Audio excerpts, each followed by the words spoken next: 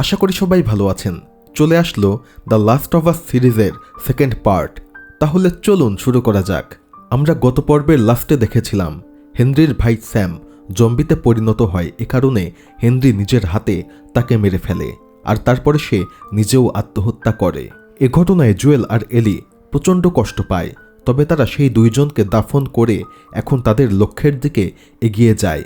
এখান থেকেই শুরু হচ্ছে নতুন পর্ব। জুয়েল তার ভাই টমিকে খুঁজতে আগাতে থাকে আর এভাবে কেটে যায় আরও 3 মাস। শীত নেমে আসে পৃথিবীতে।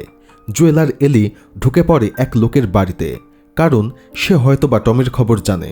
লোকটা জানায় বহু বছর আগে টমিকে সে দেখেছিল, তবে তার ধারণা সে হয়তোবা আর বেঁচে নেই, কারণ সে দেখেছিল টমি রিভার অফ ডেথ পার করছিল, আর ওই নদী পার করলে কেউ বেঁচে থাকে না।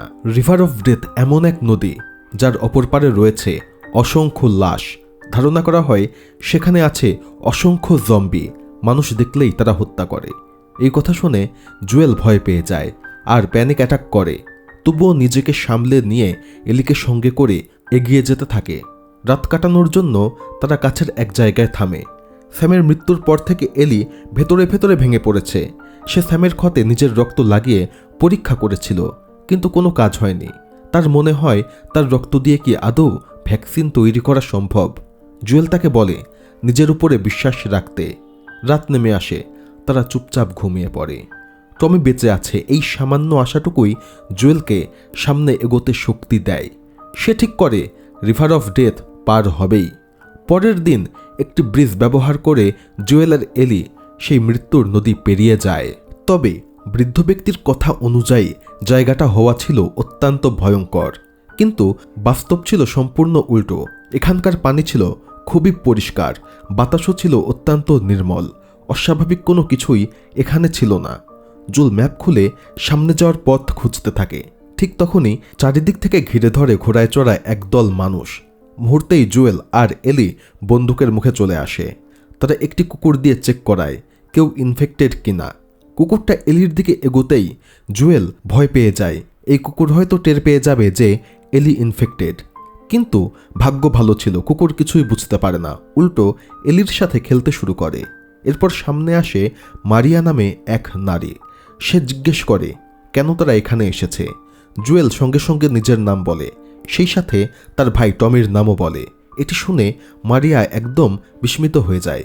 কোনো দেরি না করে তাদের দুজনকে আলাদা ঘোড়ায় বসিয়ে তাদের বসতি জ্যাকসনে নিয়ে যায়। অ্যাকচুয়ালি জ্যাকসন একটি সুরক্ষিত শহরের মতো। চারিদিক থেকে উঁচু দেয়াল, ভেতরে চার্চ থেকে শুরু করে স্কুল, দোকানপাট সবই রয়েছে। মানুষ এখানে ভয়ের মধ্যে নয়, খুবই স্বাভাবিকভাবে বেঁচে রয়েছে। ভেতরে ঢুকেই জুয়েলের চোখ পড়ে তার ভাইয়ের উপর। বহু বছর পর তারা একে অপরকে দেখে জড়িয়ে ধরে। তখন জানা যায় লাশে ভরা নদী আর জম্বির গল্প সবই ছিল মিথ্যা। ইচ্ছা করেই এই গুজব ছড়ানো হয়েছে যাতে বাইরে থেকে কেউ এখানে না আসে। খাওয়ার সময় জুয়েল জানতে পারে মারিয়া আসলে টমের স্ত্রী। ফায়ারফ্লাই গ্রুপ ছেড়ে টমি এখানে এসে বসতি গেড়েছে। শিগগিরই মারিয়াকে এই জায়গার মেয়র বানানো হবে। সবথেকে বেশি অবাক হয় জুয়েল এখানে বিদ্যুৎ দেখে। টম জানায় কাছের ড্যাম থেকে তারা বিদ্যুৎ তৈরি করছে। টমির ধারণা জুয়েল এলিকে নিয়ে এখানে থেকে যাবে, কিন্তু জুয়েল তাকে আলাদা করে বাইরে নিয়ে গিয়ে সব কথা বলে। ড্রিঙ্কের টেবিলে খোলামেলা আলোচনা হয়।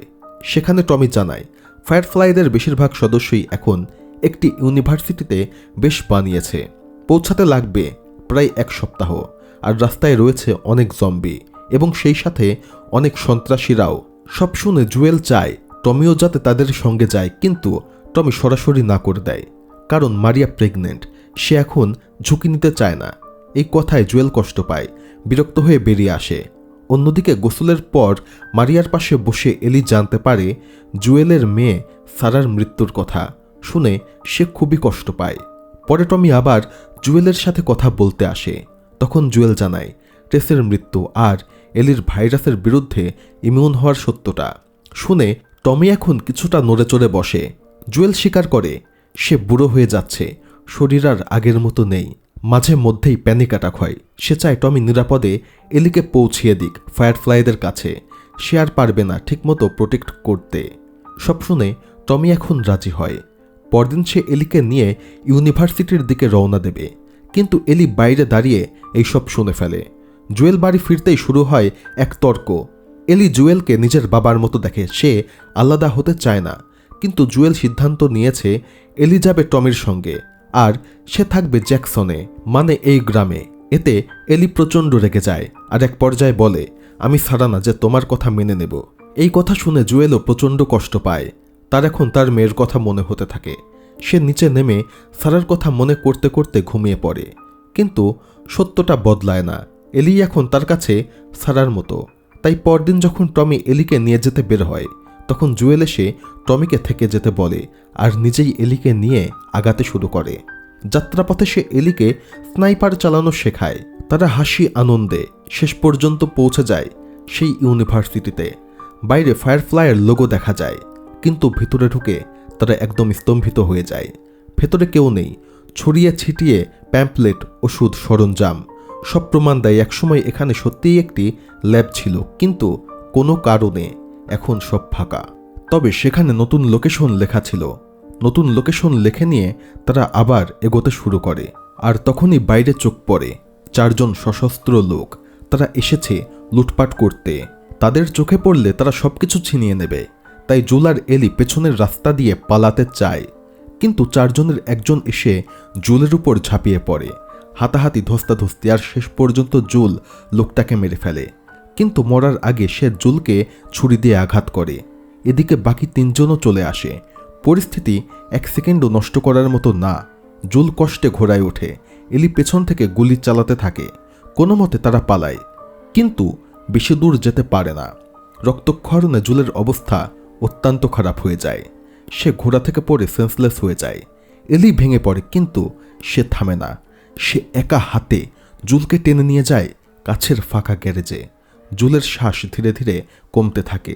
তবে এলি ঠিক করে ফেলে সে শেষ চেষ্টা করবে। সে যে করেই হোক তাকে বাঁচাবে। আর এখন আমরা এলির আরেকটা অতীত সম্পর্কে জানব। ছোটবেলা থেকেই এলি ছিল ফেডেরা অর্গানাইজেশনের তত্ত্বাবধানে, আর সেখানে তাদেরকে কঠোর প্রশিক্ষণ দেয়া হতো যাতে তারা বড় হয়ে অফিসার হতে পারে। আর এলির পারফরমেন্সও ছিল খুব ভালো। একদিন ট্রেনিংয়ের সময় বেথানি নামে এক মেয়ের সাথে তার ঝামেলা হয়। এলি এত জোরে তাকে মারে যে তার বেশ কয়েকটা শিলায়ও পড়ে। এক অফিসার তাকে বকাঝকা করে। রাতে সে চুপচাপ নিজের রুমে গিয়ে ঘুমিয়ে পড়ে। রুমে আরেকটা খাট ছিল, সেটি ছিল তার বেস্ট ফ্রেন্ড রাইলির। তবে তার বেস্ট ফ্রেন্ড রাইলি ফেডেরা থেকে পালিয়ে গিয়েছিল। এলি তাকে প্রচণ্ড মিস করে। হঠাৎ সেই রাতেই রাইলি আবার গোপন পথে ফিরে আসে। নিজে থেকে এলির সাথে দেখা করে। দুজন বেরিয়ে পড়ে সেই পথ দিয়েই ঘুরতে। এরই মধ্যে তারা বৃদ্ধ ব্যক্তির লাশের পাশে একটি মদের বোতল পায়। তারা সেটি নিয়ে নেয় এবং তারা ড্রিঙ্ক করতে থাকে। আর তারা এই অবস্থাটা বেশ এনজয় করতে থাকে। রাইলিকে ফিরে পেয়ে এলির মনও খুব ভালো হয়ে যায়। কথা বলতে বলতে এলি জানতে পারে রাইলি ফেডেরা ছেড়ে এখন ফায়ারফ্লাই গ্রুপে যোগ দিয়েছে। ফেডেরার আর্মিরা মানুষের সাথে খুবই খারাপ ব্যবহার করে, ঠিকমতো খাবারও দেয় না। অন্যদিকে ফায়ারফ্লাইরা পরিবারের মতো থাকে। তারা দুনিয়া বদলাতে চায়। রাইলি চায় এলিও সেই দলে যোগ দিক, কিন্তু এলি ফেডেরা ছাড়তে চায় না। যাই হোক, এখন তারা সিদ্ধান্ত নেয় আজকে তারা এনজয় করবে। তারা চলে যায় একটি বন্ধ শপিং মলে। মলটা বন্ধ ছিল, ভেতরে অনেক জম্বি থাকার কথা, কিন্তু রাইলির কাছে ছিল একটি পিস্তল। তাই তারা ভেতরে ঢুকে পড়ে।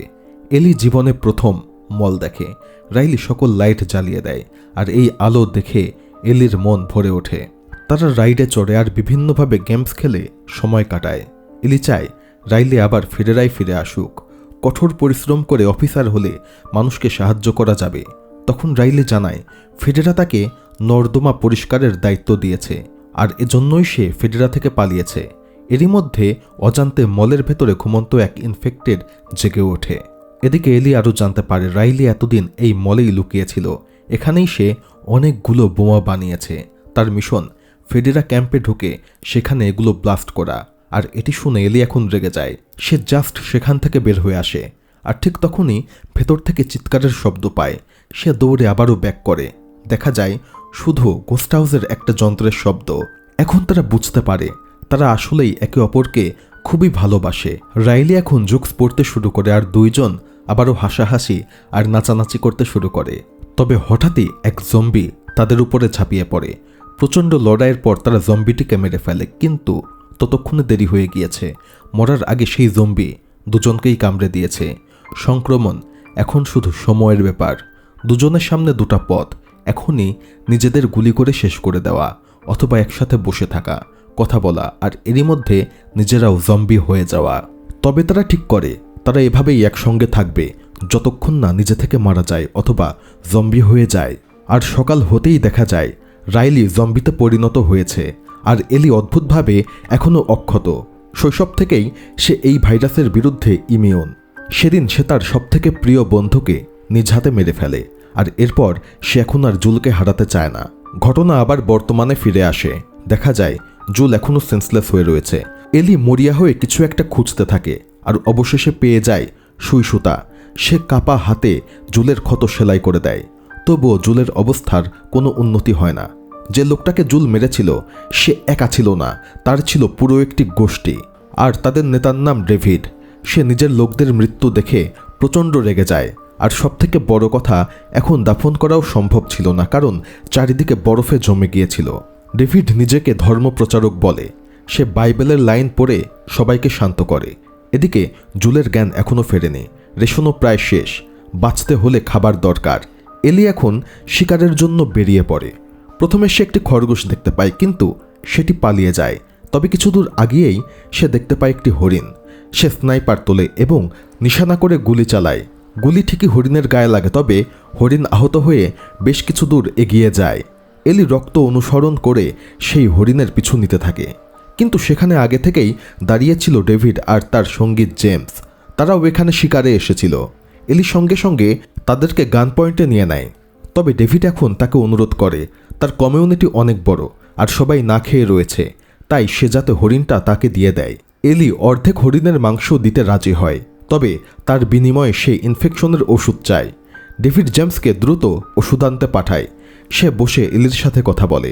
ততক্ষণে সে বুঝে গিয়েছে এলি সেই মেয়ে যার সঙ্গী তাদের লোককে মেরেছে, আর সে কারণেই সে এখন মেডিসিন চাচ্ছে। তারপরেও সে চুপ থাকে। জেমস পেনিসিলিন নিয়ে এলে ডেভিড এলিকে যেতে দেয়। এলি দৌড়ে ফিরে আসে আর জুলের ক্ষতস্থানে ইনজেক্ট করে দেয়, আর তার পাশেই সে শুয়ে ঘুমিয়ে পড়ে। রাতে ডেভিড নিজের লোকদের সাথে খেতে বসে আর ঠিক করে ভোরেই সেখানে আক্রমণ করবে। জুলকে মেরে ফেলবে আর এলিকে বন্দি করে নিয়ে আসবে। খেয়াল করার মতো বিষয়, হরিণের মাংস তখনও সেভাবেই পড়েছিল, কিন্তু তারপরেও সবাই মাংস খাচ্ছিল। তাহলে তারা কিসের মাংস খাচ্ছিল? সকালে ডেভিড দল নিয়ে রওনা হয়। ওদিকে এলি জেগে দেখে জুলের ক্ষতর অবস্থা এখন বেশ কিছুটা ভালো। তবে তখনই সে বুঝতে পারে শত্রুরা এগিয়ে আসছে। সে সঙ্গে সঙ্গে জুলের হাতে একটি ছুরি দিয়ে তাকে সাহস যোগায়, আর নিজে ঘোড়ায় চড়ে শত্রুদের মনোযোগ অন্যদিকে সরিয়ে দিতে থাকে। ডেভিড আর জেমস তাকে ধাওয়া করে। বাকি লোকেরা ঢুকে পড়ে জুলের ঘরে। জুলও রেডি ছিল। একজন ঢুকতেই লুকিয়ে থেকে সে ঝাঁপিয়ে পড়ে, ড্যাগার ঢুকিয়ে দেয় তার গলায়। অন্যদিকে জেমস এলিকে ধরে ফেলে, অজ্ঞান করে তার ঘোড়াকে মেরে ফেলে। সে এলিকে মারতে যাচ্ছিল। ডেভিড থামায় যে এলিকে জীবিত নেওয়া হবে। জুল অন্যদিকে লড়াই করেই যাচ্ছিল। বেশিরভাগকে মেরে দুজনকে জীবিত ধরে, আর প্রচণ্ড টর্চার করে জানতে পারে এলিকে ডেভিড নিজের কমিউনিটিতে নিয়ে গিয়েছে। লোকেশন শুনে নেয় এবং তারপর সে ওই দুইজনকেও মেরে ফেলে, আর তারপর সেদিকে রওনা দেয়। অন্যদিকে এলির জ্ঞান ফেরে। সে নিজেকে বন্দি দেখতে পায়। বাইরে দাঁড়িয়ে ডেভিড প্রস্তাব দেয় তার দলে যোগ দিতে, কিন্তু এলি সরাসরি না করে দেয়। তখন সে দেখে পাশের খাঁচায় একটি মানুষের কাটা কান। সে স্পষ্ট বুঝতে পারে এরা মানুষের মাংস খায়, মানে যেই কয়েকজনকে মেরে ফেলেছিল তাদেরকেই তারা খেয়ে ফেলেছে। এলি এখন ডেভিডকে ঠান্ডা করার জন্য বলে হ্যাঁ, সে তার দলে যোগ দেবে, আর সে এখন ডেভিডকে কাছে ডাকে। তবে ডেভিড সামনে আসতেই সে চালাকি করে ডেভিডের উপরে আক্রমণ করে এবং তার আঙুল ভেঙে দেয়। রাগে ডেভিড এলিকেও এক ঘুষি লাগিয়ে দেয়। তবে ডেভিড এতটাই রেগে যায় যে সে ঠিক করে ফেলে সে এলিকে কেটে খেয়ে ফেলবে। জেমসকে ডেকে আনে। ঠিক তখনই এলি ব্লাফ দেয় সে ডেভিডকে কামড়েছে, সে এখন ইনফেক্টেড। হাতের কামড়ের দাগ দেখিয়ে সেও বোঝায় সেও একজন জম্বি। সেই ফাঁকে এলি বুচার নাইফ কেড়ে নিয়ে জেমসের উপর ঝাঁপিয়ে পড়ে। এক আঘাতেই সে জেমসকে মেরে ফেলে। এলি পালাতে শুরু করে আর ডেভিড তাকে ধাওয়া করে। এলি এখন ডেভিডকে লক্ষ্য করে জ্বলন্ত কাঠ ছুঁড়ে মারে, আর যার ফলে এখন পুরো বিল্ডিংয়ে আগুন লাগতে শুরু করে। তবে ডেভিডও এখন রেগে গিয়েছিল। সে প্রথমে দরজা লক করে দেয় এবং তারপরে সে তার সঙ্গে খারাপ কিছু করার চেষ্টা করে। তবে এলির পাশেই একটি চাকু পড়েছিল, সে কোনো ক্রমে সেটি তুলে নেয় আর সেটি দিয়ে এখন ডেভিডকে আঘাত করে আর একের পর এক স্টেপ করতে করতে শেষ পর্যন্ত ডেভিডকে মেরে ফেলে। এরপর এলিও কোনো ক্রমে সেখান থেকে বের হয়ে আসে আর ততক্ষণে দেখা যায় জুলও সেখানে চলে এসেছে। সে এলিকে শক্ত করে জড়িয়ে ধরে আর তারপরে আবার তাদের পথে রওনা দেয়। তবে এরই মধ্যে আমরা আবারও অতীতে ফিরে যাই।